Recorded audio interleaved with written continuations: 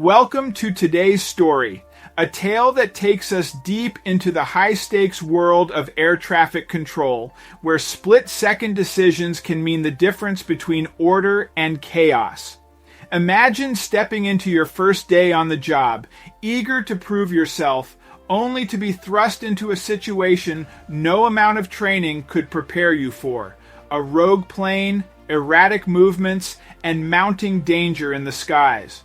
What unfolded that day was nothing short of extraordinary.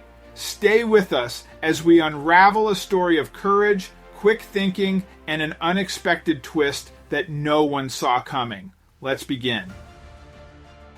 Zeno was excited to start his first day at the air traffic control station, but no one could have prepared him for what was about to happen. Today, during his shift, a plane deviates from its flight path and flies erratically, causing many dangerous situations. The events of that day will leave a lasting impact on all those involved. Zeno couldn't handle just watching without being able to help, so he looked at the route the aircraft had flown one more time. But why was the plane flying like that? What did Zeno realize, and will they get everyone to safety? Before we start, smash the like button and make sure to subscribe if you haven't, and hit that notification bell so that you won't miss any new stories. Zeno arrived at the air traffic control station eager to start his first day on the job. The veteran staff welcomed him and showed him the ropes, introducing him to the equipment he would use to monitor the skies. At first, everything seemed to be going smoothly. Planes took off and landed without incident. Everyone was going on the right course, and Zeno could keep up with the pace of the busy airport. One of the planes on Zeno's radar began to veer off course, flying in strange and unusual directions. Zeno squinted his eyes and looked closer at the radar. "What is that plane doing?" he thought. He looked around him to see if his mentor was nearby, but he was all alone. He tried to get in contact with the plane, but it wasn't on the same frequency. Panic began to set in as Zeno watched the mysterious plane continue to fly in strange, unpredictable patterns. He had never seen anything like it before and was completely out of his depth. Zeno was stunned. He frantically searched for the missing plane, but it was nowhere to be found. He was torn between raising the alarm and risking a panic or keeping quiet, hoping the plane would reappear on the radar. His colleagues would return from their break any minute, so he had to think quickly. As the minutes ticked by and the missing plane remained unaccounted for, Zeno felt a growing sense of dread. He feared he would get fired if he told anyone, but if passengers were on that plane, he had to let someone know. When his colleagues returned, Zeno made the decision to tell them about what had happened. His colleagues reacted better than Zeno imagined. They weren't mad at him, they were just very confused. No one had heard of anything like that before. Then, out of nowhere, the plane returned to the radar. It was still flying like it was being piloted by a child or at least someone who had never flown before, but they had sight of it again. The plane was miraculously back on course, but not for long. Where the plane was supposed to go in a slight curve, it kept flying straight forward, right into the course of another plane.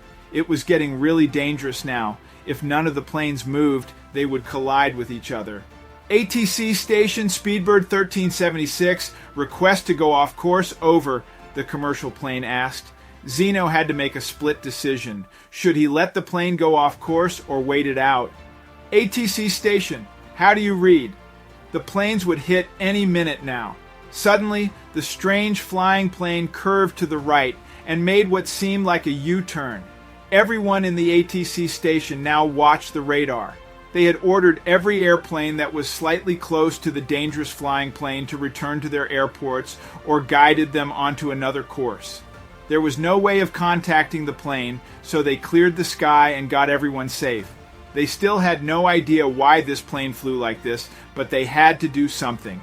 Zeno suggested calling the Air Force, as it didn't seem they could get the plane to land safely. Zeno's mentor and colleagues agreed. It could either be a hijacked plane or someone unable to fly a plane. The Air Force dispatched a fighter jet to intercept the rogue plane and try to regain control of the situation. They could see the fighter jet making repeated attempts to regain control of the rogue plane, but to no avail. Zeno became more and more convinced that this plane had been hijacked, but at one point he noticed something strange.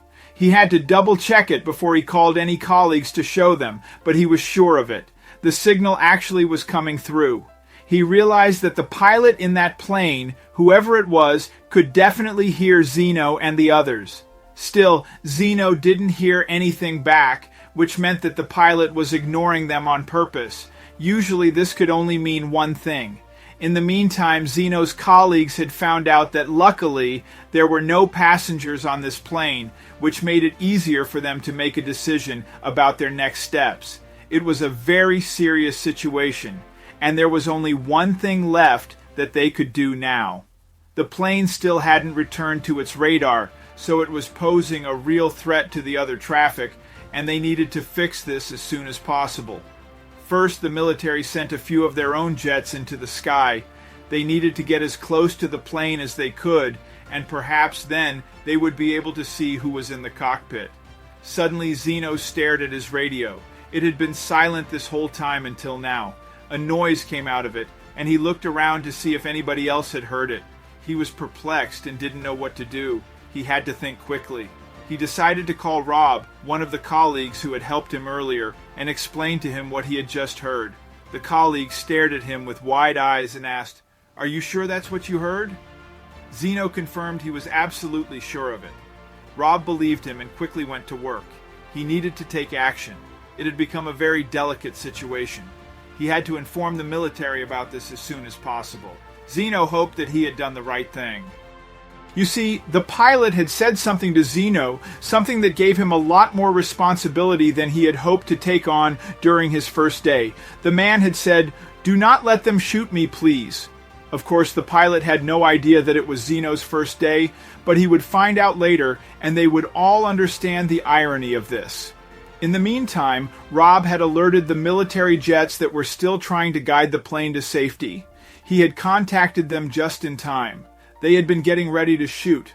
Rob knew that the plane was not actually hijacked after Zeno told him what he had heard on the radio. He knew exactly what to do.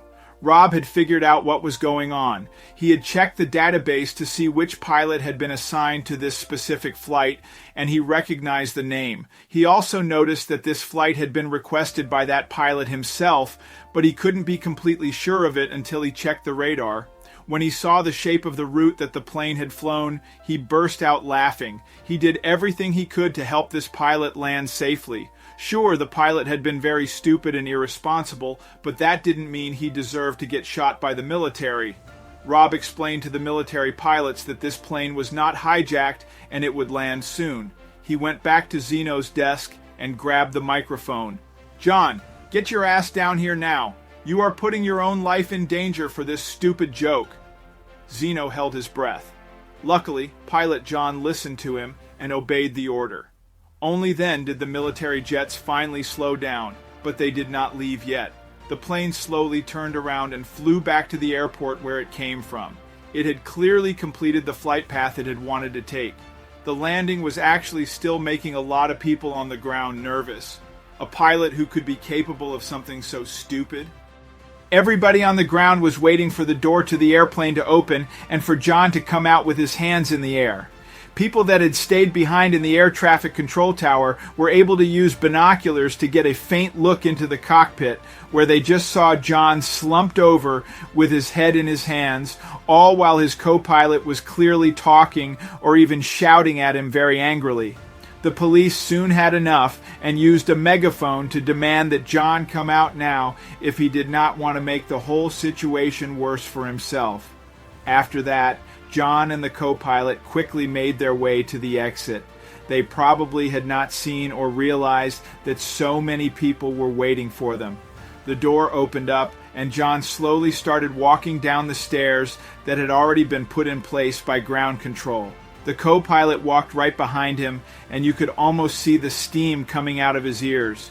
He confirmed as much when the police officers on the ground tried to put handcuffs on the pilots.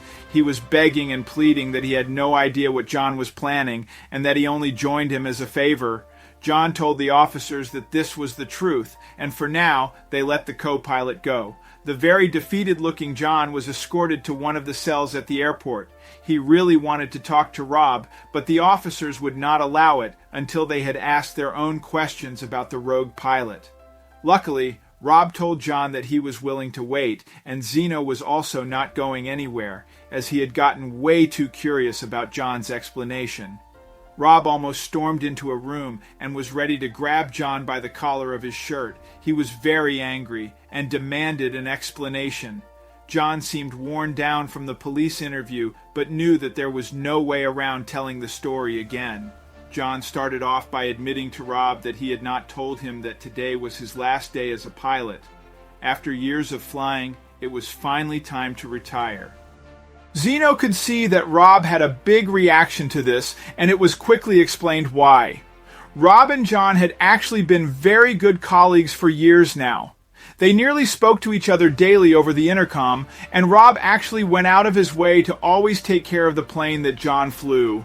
That day, that was also John's intention. He wanted to do something special for his last day as a pilot, something that people, and mostly his friend Rob, would remember forever.